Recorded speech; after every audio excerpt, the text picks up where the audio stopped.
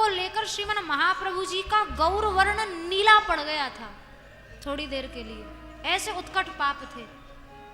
लेकिन साधुरेव समंतव्य, जो इस मार्ग पर अधिरूढ़ हो गया है वो साधु मान लेने योग्य है, वो पूज्य है, वो प्रणम्य है, वो स्तुत्य है, वो आराध्य है। अरे जहां तक बात है ठीक है, वैदिक धर्म में अधिकार नहीं इसलिए क्योंकि सहज अपावन नारे, गोसाई जी ने कहा अपवित्रता स्त्री शरीर में रहती है। लेकिन ध्यान दो, ये अपवित्रता तो जब मानव अवतार लेकर लीलाएं करते हैं भगवान, तो भगवान की रानी महारानियों में भी यह पावनता देखने को मिलती है। भागवत जी में श्लोक है निरस्त शौचम तदपास्त पेशलम, वहां लिखा है सुखदेव जी ने भगवान की रानी महारानियां इनमें भी अशौच होता, उनमें भी अपवित्रता होती है। और द्रौपदी जी थी, यज्ञ कुंड से उत्पन्न हुई थी, अयोनिजा थी, लेकिन उनमें अपावनता देखने को मिली। महाभारत में लिखा है जिस समय दुशासन ने चीर खींचा है उस समय द्रौपदी जी रजस्वला थी। यहाँ तक कि वर्णन मिलता है, यदि दैवी पुराण उठाकर देखें तो सती जी का जिस समय शरीर छूटा है तो वहां स्वयं शंकर जी ने वियोग में शरीर को लेकर इधर उधर शंकर जी घूमे हैं। तो कहीं उनके जो जो शरीर के अंग थे जगह जगह गिरे, जहाँ शक्ति पीठ बन गई। नैना देवी जहाँ नेत्र गिरे, ज्वालामुखी हैं, और बड़ी बड़ी, फिर एक पीठ है कामाक्षा जहां सती जी का योनि भाग गिरा, वो कामाक्षा पीठ के रूप में प्रसिद्ध हो गया। तो बड़ी बड़ी देवी महाशक्तियों में भी यह अपावनता देखने को मिलती है। लेकिन इसका मतलब यह नहीं कि इस अपावनता के कारण उनको भागवत धर्म में अधिकार नहीं है। हाँ, भागवत जी में ये जरूर लिखा है स्त्रैणाः त्याज्यास्ते यदि पंडिताः, यदि कोई ब्राह्मण भी है और वो यदि स्त्रैण है तो उसको कथा का अधिकार नहीं है। स्त्री को अधिकार है पर स्त्रैण को अधिकार नहीं है, भागवत जी में लिखा है। स्त्रैण कौन है?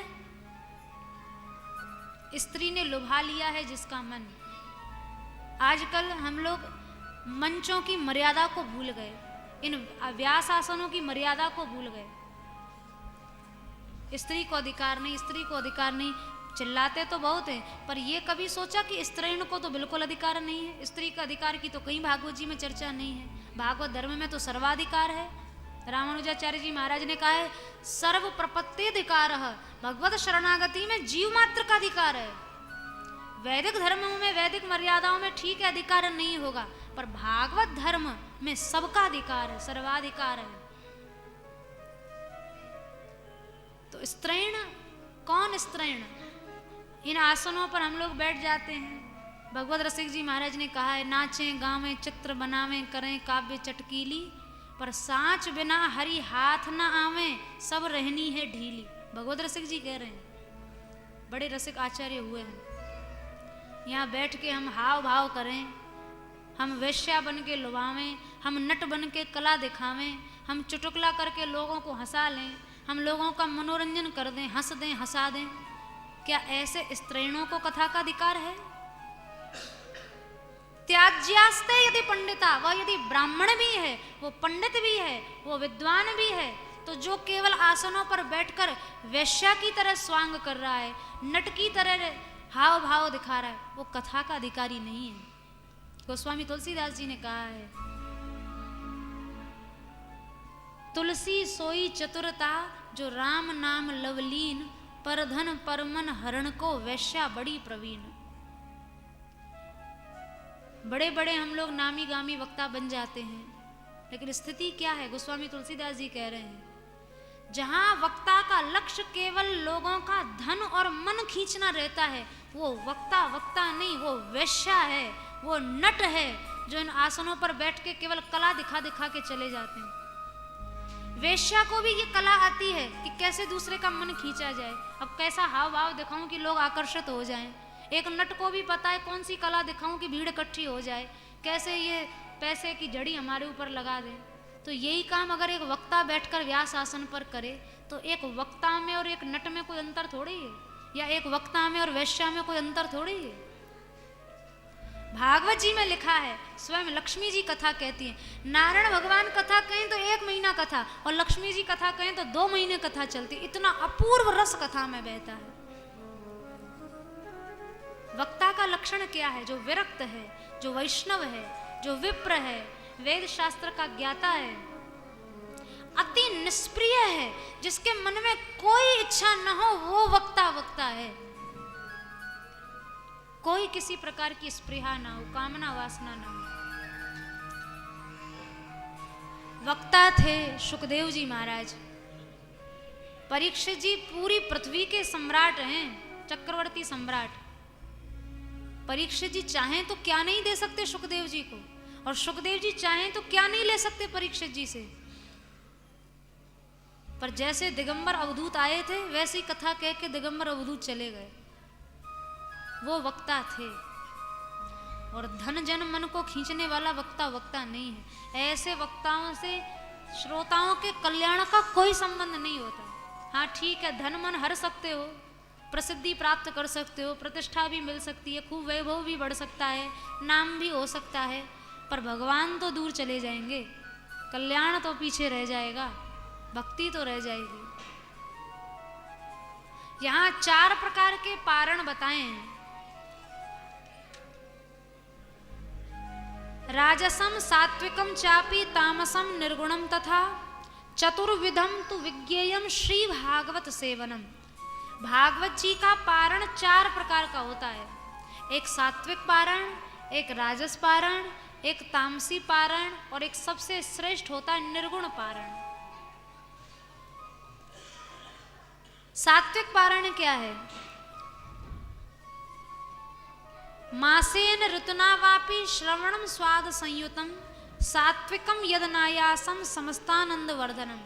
जो कथा 1 महीने या 2 महीने में पूरे रस और आनंद के साथ कहीं सुनी जाती है, वो सात्विक होती है। राजस कथा क्या है? सप्ताहम यज्ञवद यत्तु सश्रम सत्वरम मुदा सेवितम राजसम तत्तु बहु पूजादि शोभनम। विधि विधान के साथ नियम लेके, व्रत करके, पूजा आदि करके 7 दिन में जो कथा श्रवण की जाती है, वह राजसी पारण है। फिर तामसी पारण क्या है? उससे भी नीचे, तामसम यत्तु वर्षेण सालसम श्रद्धया युतम विस्मृति स्मृति संयुक्तम सेवनम तच्च सौक्षदम।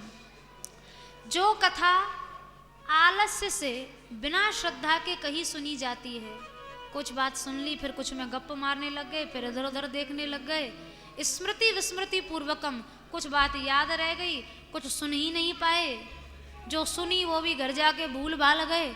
ये जो कथा सुनने का तरीका है, ये तामसी तरीका है। सबसे श्रेष्ठ जो है वह निर्गुण पारण है। निर्गुण पारण क्या है? अब आप कहेंगे जब 7 दिन में सुने जाने वाली कथा राजसी है, तो सुखदेव जी ने परीक्षित जी को जो कथा सुनाई, तो वह तो राजसी पारण हो गया होगा। तो नहीं, ऐसी बात नहीं है। जिस कथा में श्रोता और वक्ता का लक्ष्य केवल भगवान के चरणों में अविचल भक्ति प्रेम की प्राप्ति करना ही होता है, वो 1 मिनट की सुनी हुई कथा भी निर्गुण कथा होती है। वो 1 क्षण की कथा भी निर्गुण पारण बन जाती है, जहां कोई कामना नहीं है, कोई इच्छा नहीं है। ध्यान पूर्वक केवल ठाकुर जी की प्रेमा भक्ति की प्राप्ति के उद्देश्य से जो चर्चा की सुनी जाती है, वो निर्गुण पारण बन जाती है। 7 दिन की कथा भी निर्गुण पारण बन सकती है, 7 क्षण की कथा भी निर्गुण पारण बन सकती है। केवल लक्ष्य का ध्यान रखें, और लक्ष्य क्या हो? वक्ता का लक्ष्य भी कृष्ण प्राप्ति हो, और श्रोता का लक्ष्य भी भगवत प्राप्ति या भगवत प्रेम प्राप्ति हो। लिखा है महात्म्य में, कृष्णार्थीति धनार्थीति श्रोता वक्ता द्विधा मतः यथा वक्ता श्रोता तत्र सौक्षम विवर्धते। जब श्रोता का लक्ष्य भी भगवत प्रेम पाना होगा, या जब वक्ता का लक्ष्य भी भगवत प्राप्ति होगा, तब उस कथा में एक अपूर्व रस या उस कथा का वास्तविक लाभ प्राप्त होगा। और मान लीजिए वक्ता का लक्ष्य तो भगवान को पाना या प्रेम पाना हो, और श्रोता का लक्ष्य कोई लौकिक कामना वासना बना हुआ हो तो रसाभास होगा, जो रस होना चाहिए वो नहीं होगा। और मान लो श्रोता तो खूब कृष्ण भक्ति की इच्छा से बैठे और वक्ता जी के मन में कितना धन आया, कितनी प्रतिष्ठा बढ़ी, कितने लोगों को खींच लिया, फंसा लिया, ये भावनाएं बनी हुई हैं तो भी रस नहीं बनेगा। वक्ता और श्रोता जब एक जैसे होंगे, कृष्णार्थी वक्ता और कृष्णार्थी श्रोता जब होगा तब कथा का वास्तविक लाभ प्राप्त होगा। अन्यथा अब जहाँ धन की इच्छा मन में बनी हुई है तो ठीक है, कृष्ण कथा कह रहे हैं, भगवत कथा कह रहे हैं, पर घुमा फिरा के वहीं धन की चर्चा आ जाएगी। दान की महिमा कहो तो घंटों दान की महिमा ही वहीं निकल जाए, भगवत कथा पीछे रह जाए। दान, ये दान करोगे ऐसा होगा, ये दान करोगे वैसा होगा, घुमा फिरा के धन ही धन सामने आ जाएगा। वक्ता और श्रोता दोनों के मन में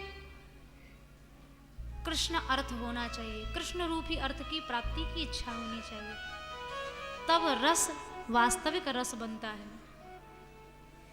तो भैया आज से ये जो यज्ञ का शुभारंभ हुआ है,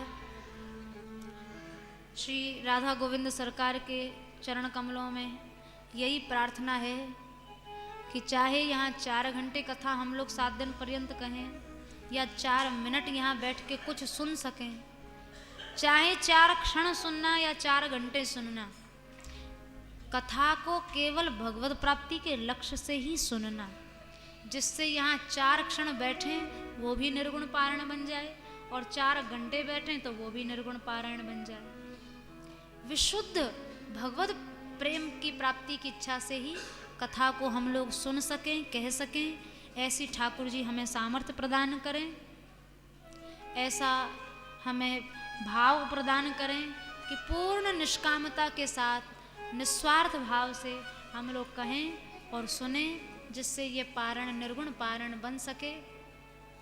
यहाँ तक संक्षेप में भागवत महात्म्य के 4 अध्यायों का श्रवण हम लोगों ने किया।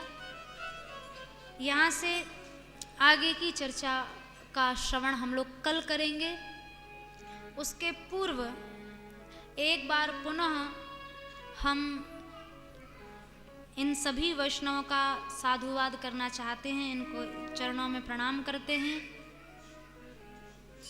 जहाँ जहाँ से वैष्णव जन आज इस कथा की शोभा को बढ़ाने के लिए, और हम तो कहेंगे साक्षात भगवान नाम का अभिनव स्वरूप आप लोगों के रूप में यहाँ बैठा हुआ है। अथक परिश्रम के साथ जहाँ तहाँ प्रभात फेरियाँ चल रही हैं, उन सबके चरणों में, प्रभात फेरी के सभी नाम निष्ठावान महाभागवतों के चरणों में हम प्रणाम करते हैं। कोटकपुरा, खन्ना, पटियाला, रायकोट, शेरपुर, धुरी, संगरूर, सुधार, मलेरकोटला, मानसा, बरनाला और मटीली, ये कई जगह से आज प्रभात फेरी के सदस्य पधारे हैं। आप सबके चरणों में बारंबार प्रणाम करते हुए बस श्री जी ठाकुर जी से यही प्रार्थना करते हैं कि जितना नाम धन बरस रहा है उससे और कई गुना अधिक होकर इस नाम धन की वर्षा इस पूरे प्रांत में सदैव होती रहे। आप सबका उत्साह दिनों दिन उत्तरोत्तर हर क्षण बढ़ता रहे, ऐसी मंगल कामना करते हैं। और कल से अब देखो, ये इतने गांवों में, छोटे बड़े गांव शहरों में प्रभात फेरी चल रही है। यदि लुधियाना में प्रभात फेरी का शुभारंभ न हो तो ये पूरे पंजाब के लिए कलंक की बात है। तो वैसे तो यहाँ अधिकांश संख्या सब बाहर से आए हुए वैष्णवों की है, पर फिर भी यहाँ के जो नागरिक यहाँ विराजे हुए हैं, लुधियाना के जो नगरवासी यहाँ बैठे हुए हैं, हमारी आप सब से हाथ जोड़ के प्रार्थना है, कथा तो 7 दिन होगी और होने के बाद फिर विश्राम हो जाएगा, लेकिन इस कथा का स्थायी प्रभाव यहाँ पड़ना चाहिए। और देखो, स्थायी प्रभाव इसी में है कि दैनिक रूप से भगवान नाम संकीर्तन, प्रभात फेरी, ये जगह जगह, ये गांव यहाँ के लिए बहुत बड़ा आदर्श बने हुए हैं। हम सब के लिए एक बहुत बड़े प्रेरणा स्रोत बने हुए हैं। बल्कि हम लोग तो जहाँ जहाँ भी कथा वार्ता आदि में जाते हैं तो यहाँ पंजाब प्रांत में जहाँ जहाँ भी बरनाला पटियाला आदि शहरों में खूब धूमधाम से प्रभात फेरी चल रही है। इनका उदाहरण अन्यत्र जा जा के हम लोग देते हैं। ये प्रभात फेरियाँ एक आदर्श प्रभात फेरियाँ हैं जो प्रेरणा लेने योग्य हैं, सीखने योग्य हैं। यहाँ के नागरिकों से भी हमारी प्रार्थना है कि लुधियाना शहर भी इस कलंक से ग्रसित न हो कि यहाँ कोई दैनिक नाम संकीर्तन संबंधी कोई कार्य यहाँ महोत्सव के रूप में नहीं होता है। ऐसा नहीं होना चाहिए। तो ऐसा निश्चय किया गया है। टैगोर गार्डन में जो श्री राधा कृष्ण मंदिर है, वहाँ उस मंदिर से कल से प्रभात फेरी का शुभारंभ होगा और आप सब लोग बढ़ चढ़ के प्रभात फेरी में भाग लें। कितने बजे का समय प्रभात फेरी का रखें? 5:30। हाँ,